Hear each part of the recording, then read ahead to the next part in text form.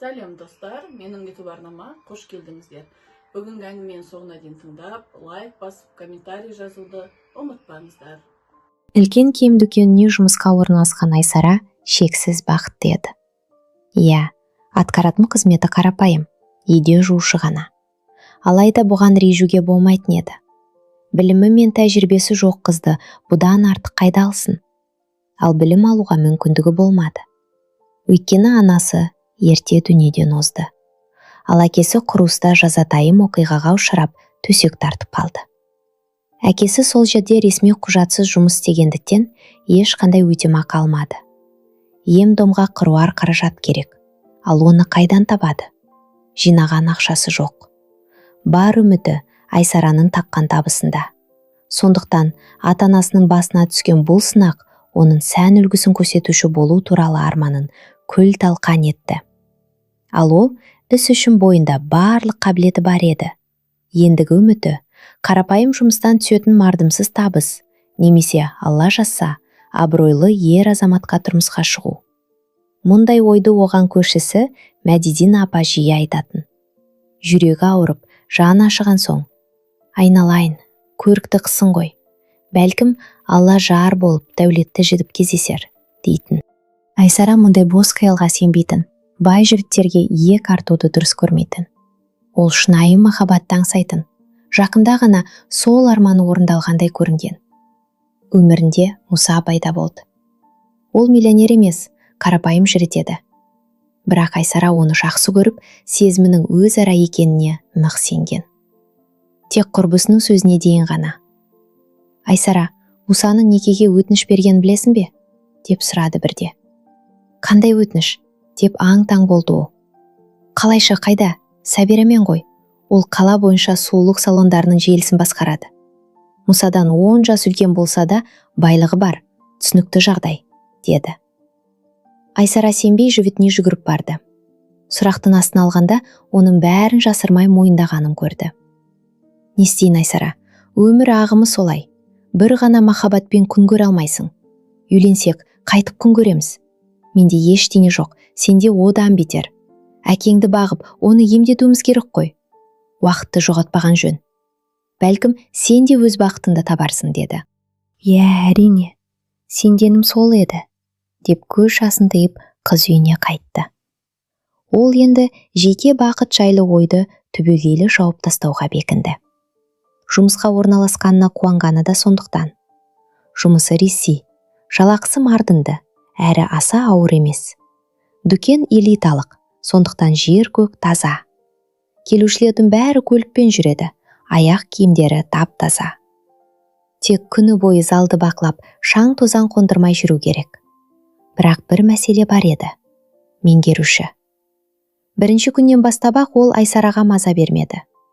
Қыз қаншама рет оған мұның дұрыс емес екенін, өзінің мұсылмандық ұстанымы бойынша бұған жол жоқ екенін айтса да, ол түсінбеді. Меңгеруші жасы келген, келбетсіз еді. Ең бастысы үйленген. Оның әйелі дүкенге жиі келіп, күйеуін тексеріп жүретін. Ақыры меңгеруші ашықтан ашық ұсыныс жасай бастады. Менің әйелім демалысқа кетеді.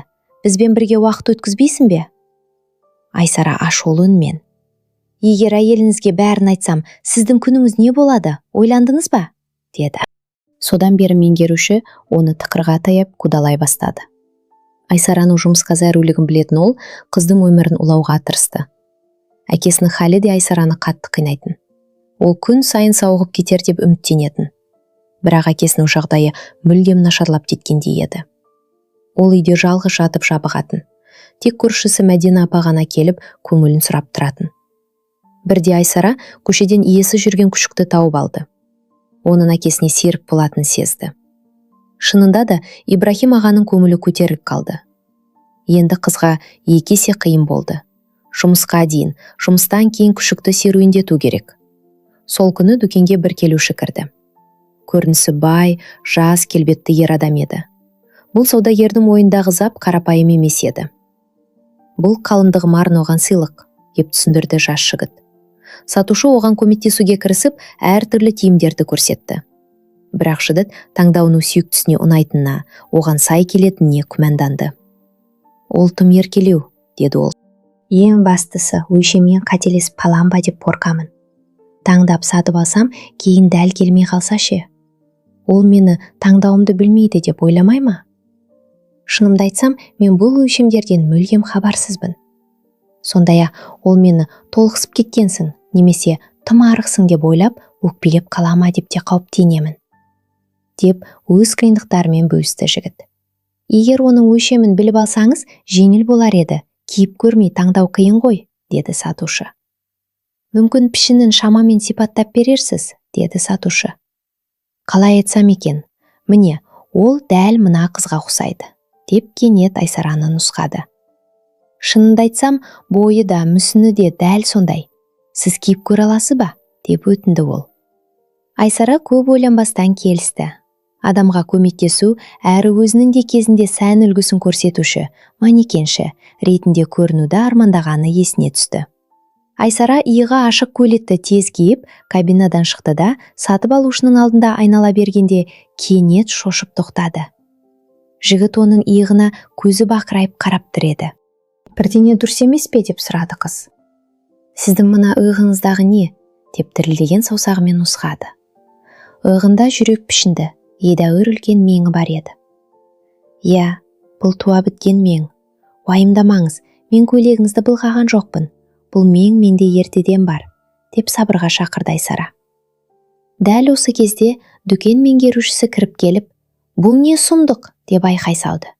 Ештеңені анықтамай жатып, сатылымға арналған киімді қалай киесің, деп дүрсе қоя берді. Айсара сасып қалды, бірақ сатып алушы оны қорғап қалды. Кешіріңіз, оны киіп көруді мен өтіндім, бұған қыздың қатысы жоқ, деді жігіт. Меңгерушіні әрең дегенде тыныштандырып, жігіт Айсараға сыбырлады. Есімім Абылай, мен сізбен сөйлесуім керек еді. Мен сізді күтемін, жұмысыңыз қашан аяқталады? Иә, аз ғана уақыт қалды, деді қыз. Жұмыстан шыққанда жігіттің көлікте күтіп отырғанын көрді. Ол шығып есікті ашты. Отырыңызшы, сізбен өте маңызды әңгімем бар, деді. Айсара шаршап алдыңғы орындыққа жайғасты. Абылай жанына отырып әмияннан сурет шығарды. Суретте кішкентай ұл мен одан да кіші қыз бар еді.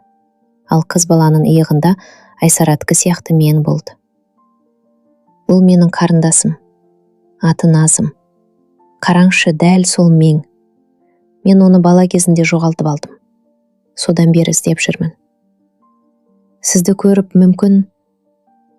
Жоқ, олай болу мүмкін емес қой, деп таңырқады Айсара. Біріншіден, менге рұқсас болу мүмкін. Немесе жай ғана кездейсоқтық. Шынымды айтсам, мен өзімді ол жаста есінде сақтамаппын. Осы суретте нешеде ол? 3-те ме? Ең бастысы, менің ата-анам бар ғой. Мүмкін олардан сұрап көрерсіз, деді Абылай толқып. Мүмкін сіз өз ата-анаңыздан сұрарсыз. Кішкентай баланы қалай жоғалтып алуға болады, деп түсінбеді Айсара. Біздің ата-анамыз кәсіпкер еді. 90-шы жылдары қылмыстық топтар көп болды ғой. Солар шабуыл жасады. Біз машинада бірге едік. Анам бізді итеріп шығарып қашуды бұйырды. Мен қарындасының қолынан ұстап, орманға қарай жүгірдім. Өкінішке орай олар бізді байқап қалды. Артымыздан қуды. Мен қайда жасырынарымды білмедім. Қарындасымды бір сайға итеріп кіргіздім. Қарақшылар ештеңе таппай кетті. Оларды ересектер қызықтырды. Кейін не болғаны есімде жоқ. Мен 6 жаста едім. Қарындасым 2 жарымда. Солай бөлініп қалдық. Мен оны кейін ата-анамды іздедім. Жолға шыққанымда ата-анам көлік ішінде меріп болған еді. Милиция келді. Мен қарындасымды тауып берулерін жалынып сұрадым. Бірақ ешкім іздемеді. Оны ұрлап кетті, немесе өлтірді деп ойлады. Мен оған сенбедім. Осы жылдар бойы іздедім.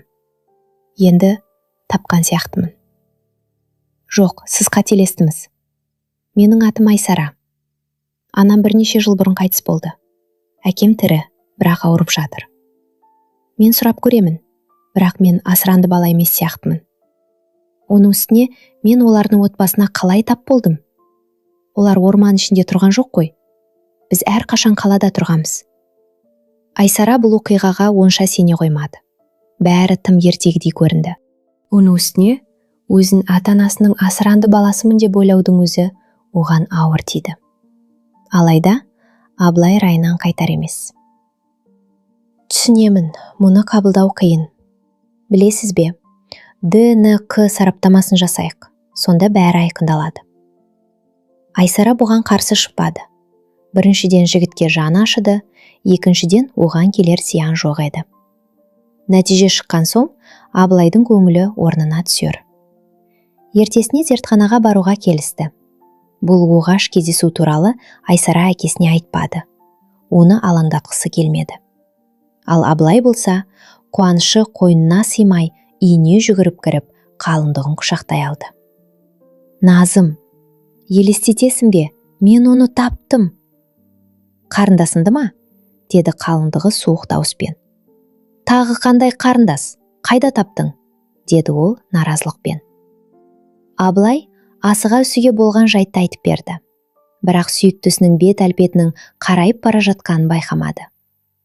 Құттықтаймын, деді ол тіс жара. Дүкендегі еден жуушы ма? Керемет туысқан екен. Қоқыс арасынан шыққан бомж болмағанына шүкір. Соншалықты неге олай дейсің? Оның қайда жұмыс істейтінде не шаруамыз бар? Сен түсінбей тұрсың ба? Бұл бос әңгіме. Ол саған қарындас емес. Өзі де ата-анасы бар деді ғой. Бәрі жай ғана сәйкестік. Маған бәрі өтірік сияқты. Сенің қасында мен бармын емес пе? Кім керек саған? Неке тойымызды, жақында дүниеге келетін сәбиімізді ойласаңшы, деді Назым.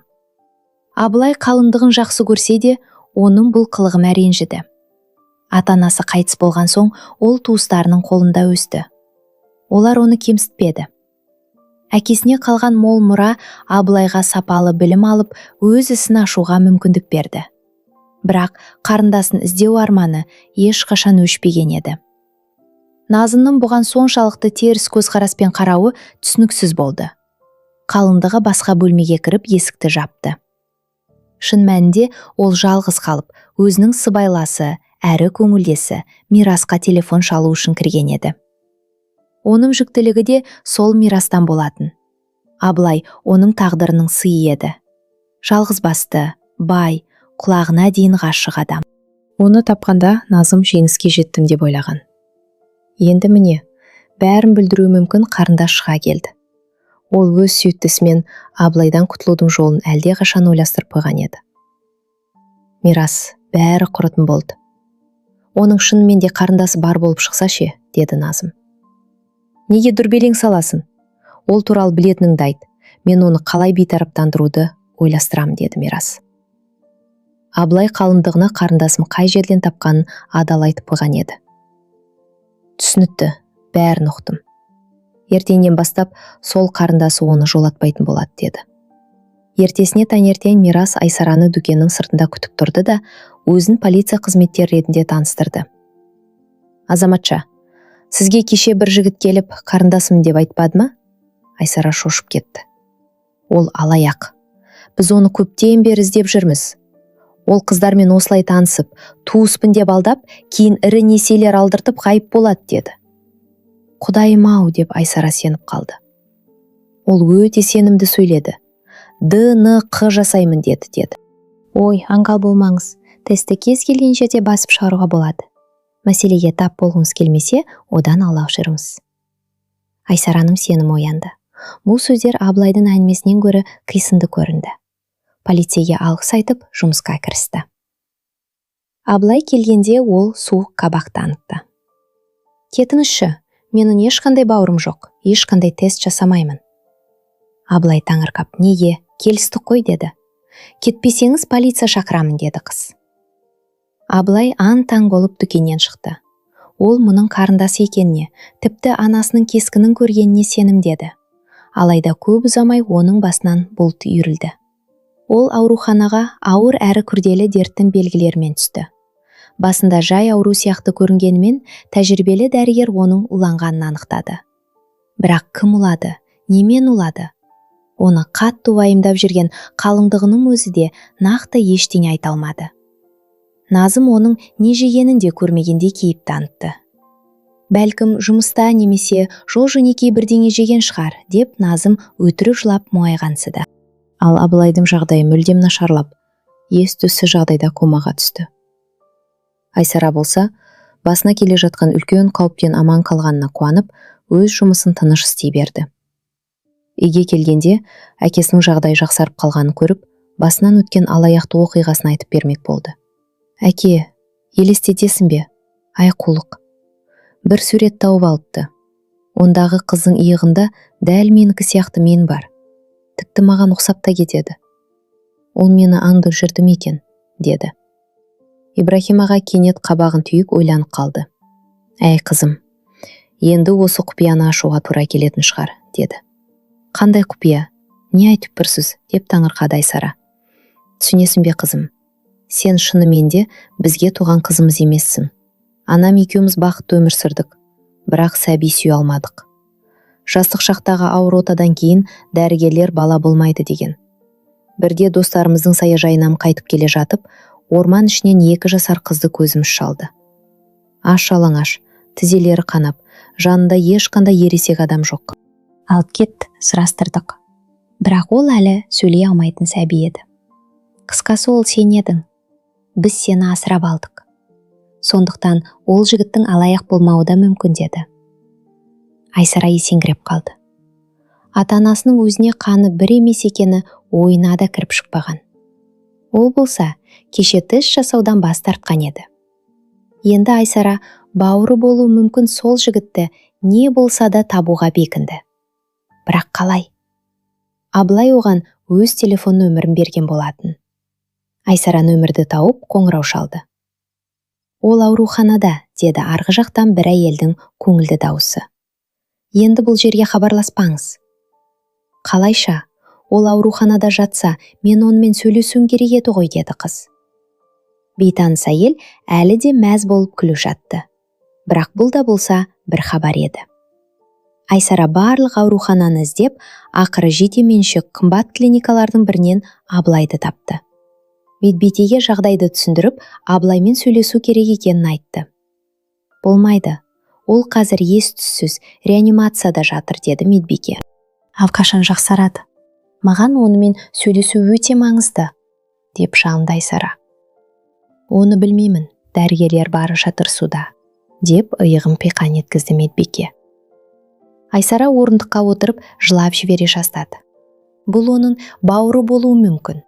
Ал ол өмір мен өлімнің арасында жатыр. Мүмкін олар ешқашан шынайы жүздесе алмас. Қыз үнсіз отырғанда жанынан өтіп бара жатқан 2 санитардың әңгімесіне құлағы шалынып қалды. Айсара еріксіз құлағын тұрып, олардың әңгімесіне ден қойды. Ал келіскеніміздей ме? Түнде палатаға кіріп аппаратты сөндіресің. Мен сыртта бақылап тұрамын. Бітірген соң қайта қосып қоясың. Ешкім байқамау керек, абайла, деді біреуі. Ол көкөн сияқты жатқан адам кімде керек дейсің? Қорықпа, одан түсетін 6 миллион теңге туралы ойла, деп жауап берді екіншісі. Айсараның қол аяғы мұздап кетті. Бұл Абылай туралы емес пе? Оны өлтіргісі келе ме? Кім және не үшін? Ол қандай жолмен болмасын, бұл жігітті құтқаруға бекінді. Бауыры болсын болмасын, бұл маңызды емес еді. Қыз дәрігерге нық сеніммен жақындады. Менің бауырым сол палатада ес-түссіз жатыр. Мен оның қасында кезекшілікте болғым келеді, деді. Біз қарындасы бар екенін білмедік. Оны қалыңдық алып келген еді, деп күмәнданған дәрігерге. Мен оның туған қарындасымын, деп қасарысып алды. Ақыры оны палатаға кіргізді. Айсара төсек жанына отырып, сыбырлап сөйлей бастады. Әкесінен естіген барлық құпияны айтып, өзінің кешегі дөрекі қылығы үшін кешірім сұрады. Кешкісін санитарлар келіп, оны қуып шықпақ болды. Бірақ Айсара табандылық танытты. Мен бауырымның жанында болуым керек, деп айтты да, сол жерде түнімен отырып шықты. Ал таңертең Абылай есін жыды. Көзін ашқанда алдымен Айсараны көріп жымиды. Мен саған сенетініне сенімдедім, деді ол. Иә, мен сендім. Түнде бәрін айтып бердім. Есіңде ме? Әкеме сұрау салдым. Ол мені сол маңайдан тауып алғанын растады. Сол сәттен бастап Абылай тез сауыға бастады. Сол ауруханада ДНК сараптамасы жасалып, олардың туған бауыр екені расталды. Назым мен Макс жоспарладың іске аспағанын, дәрігерлердің Абылайдың уланғанын анықтағанын білген соң, қашып кетуді ұйғарды. Абылайдың пәтерін тонап, көлігін айдап, асығыс қашқан олар рөлге ие бола алмай, жол көлік оқиғасына ұшырады. Мирас сол жерде қаза тапты. Назым жараланғанымен аман қалды, бірақ тонаушылық фактісі бойынша мойындауға мәжбүр болды. Ол түрмеге түсіп, сол жерде ұл бала босанды. Алайда босану кезінде Назым көз жұмды. Абылай сәбидің өзінікі емес екенін түсінсе де, оны асырап алуға шешім қабылдады. Мен ата-анасыз өсудің қандай екенін жақсы білемін, деді ол Айсараға. Мен әрқашан бауырымның кеңпейіл жан екенін білетімін, деп жауап берді қарындасы. Ал сәбиді бірге өсіреміз. Оның тек әкесі емес, тәтесі де болады. Абылай Айсараның әкесімен танысып, оның емделуіне қарсы білді. Көп ұзамай Ибрахим аға аяққа тұрып қызының тойына қатысты. Айсара бауырының серіктесіне тұрмысқа шықты. Оқиға сізге ұнаса, жоғары көтерілген саусақ белгісімен қолдау көрсетуіңізді сұраймын. Жаңа әрі қызықты оқиғалардан қалыс қалмас үшін жазылып қоңыраушаны басыңыз. Деніңіз сау, өміріңіз мәнді болсын.